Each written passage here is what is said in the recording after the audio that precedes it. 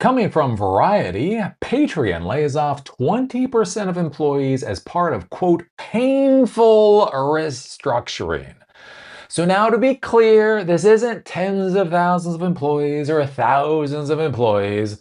I'm simply really talking about this because I just kind of find this interesting.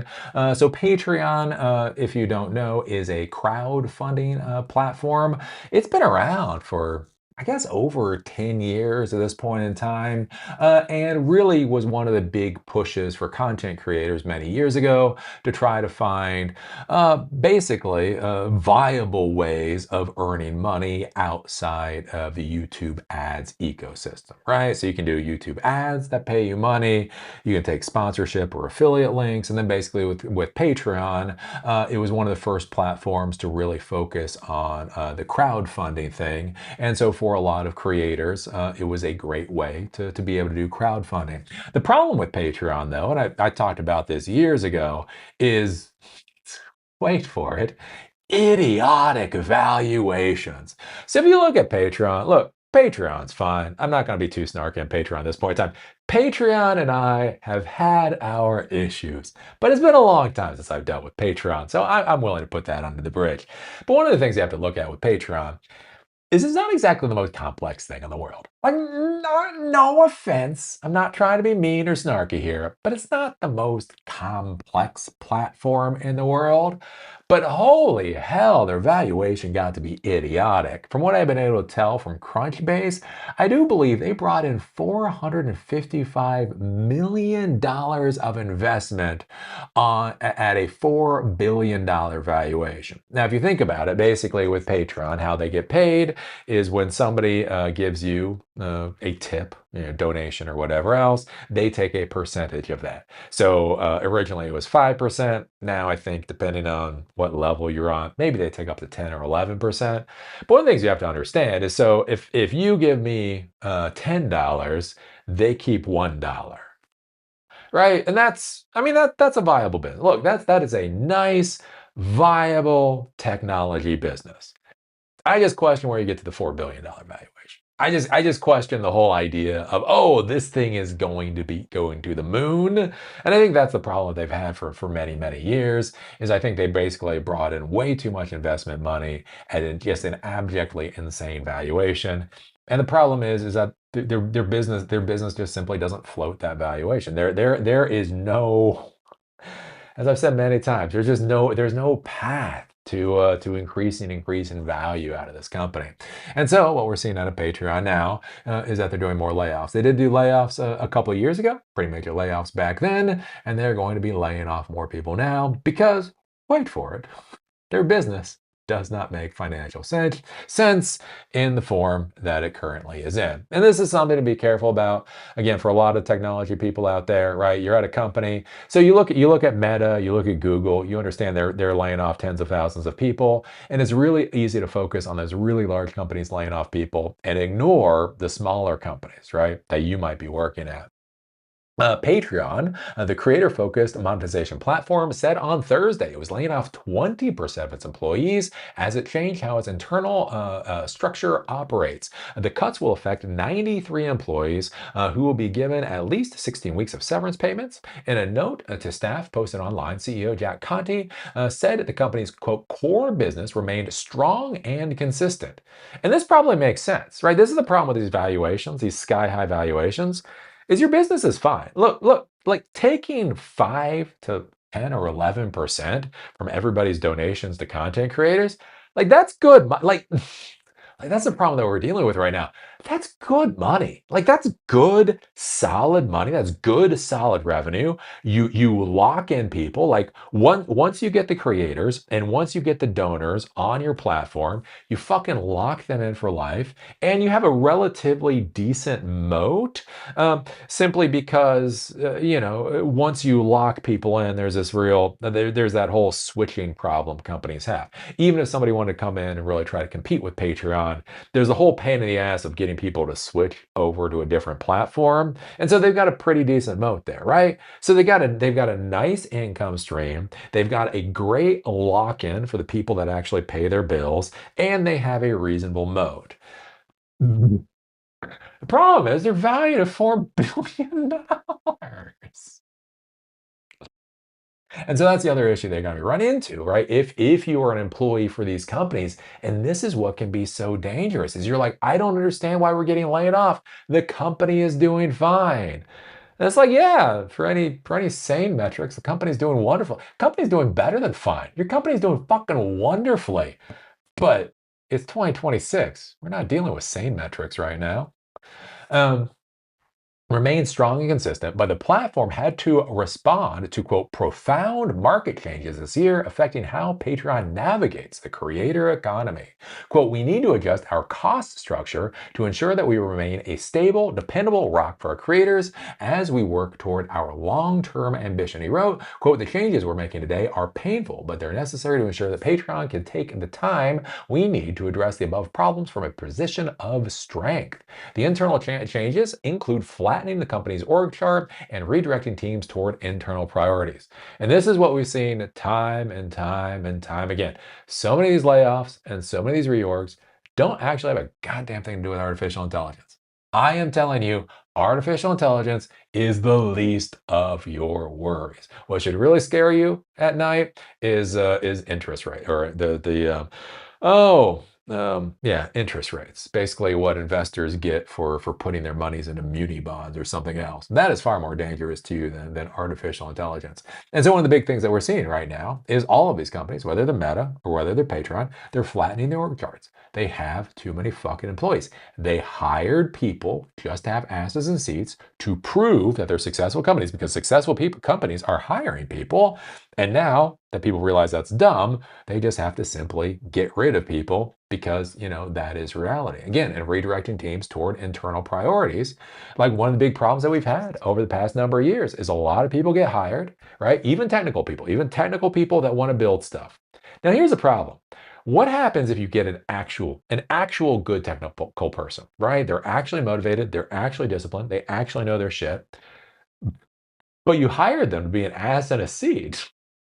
The problem you're going to run into is they're going to start creating work, right? Because they want to be part of a team, because they want to provide value to the company, they are going to start doing the things that they think are going to provide value to the company.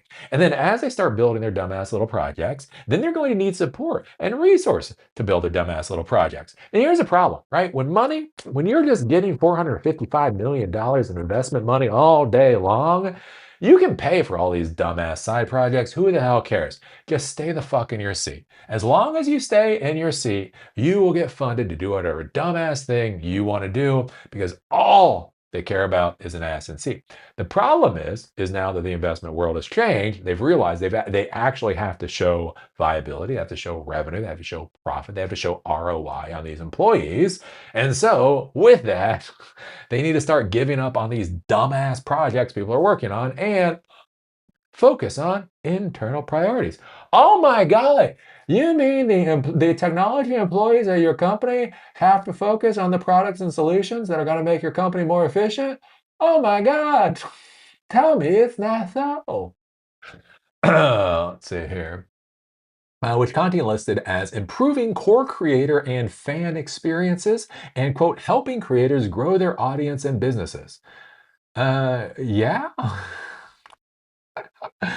I would think that would have been the priority the entire time, but I don't know. I'm just a guy who screams in his basement. Quote, we are not making the above changes because we believe AI replaces humans, he wrote. Quote, the more we have learned to use these new tools, the clearer it has become that they are not substitutes for creativity, judgment, detail orientation, or craftsmanship that our teammates have in spades, nor do they replace the desire for human connection that all of us cherish so deeply. The cuts are the largest to impact the platform since it laid off 80 employees, or about 17% of its staff in 2022. So yeah, a couple of years ago, it had more staff. So now it's laid off about 180 staff in total over a couple of years because it just got too big. Because again, take a look at Patreon. Take a look at patreon.com and then realize if 90 some odd employees is 20% of staff. So that company had 1,000 employees. Like, and this is the other problem we're dealing with the technology world. And this isn't even being snarky at Patreon, the platform. But take a look at Patreon, the platform. Go create an account, play around with it, whatever else. And then realize This company had 1,000 employees. Oh, what the fuck? And as I say, this is my problem with the current world of technology.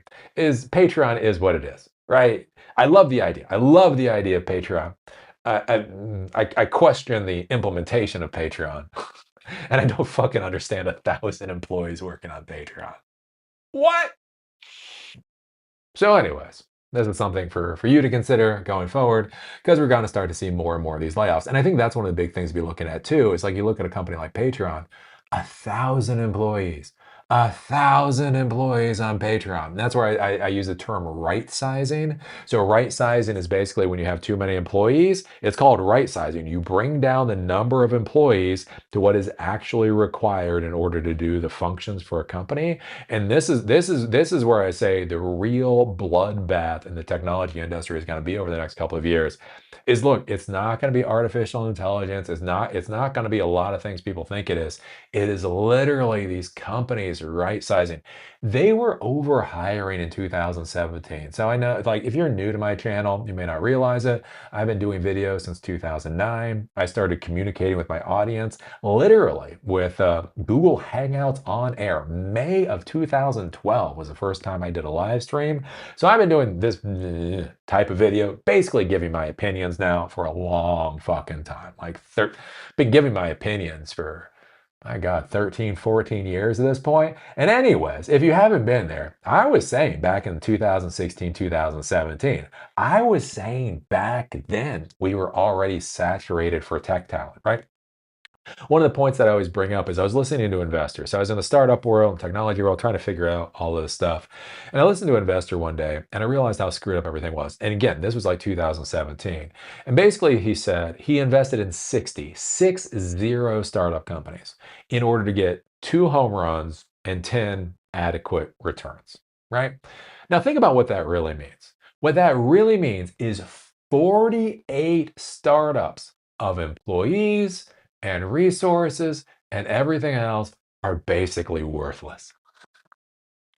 That is a hell of a thing. You have to have a lot of money to spread that kind of money around. And that was the kind of world that we were in. And that was the thing is the startup investors, they were investing with that mindset. One of the things I talked about before with I was talking to a startup founder during the COVID era, and he was talking about that, where one of the big things that the big technology companies were doing is they were simply hiring the employees that the startups would go after, right? So if you think Google's real competition is not Microsoft, it's not Amazon, it's not OpenAI. Google's real competition is a startup being created in a basement right now that is going to fucking destroy them in 5 years, right? That's the reality in the tech world.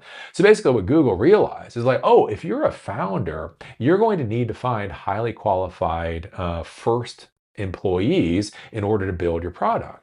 So if they go and they simply hire those employees and they basically take, it's called taking them off the board. They take those employees off the board. Your startup company will never be able to launch, right?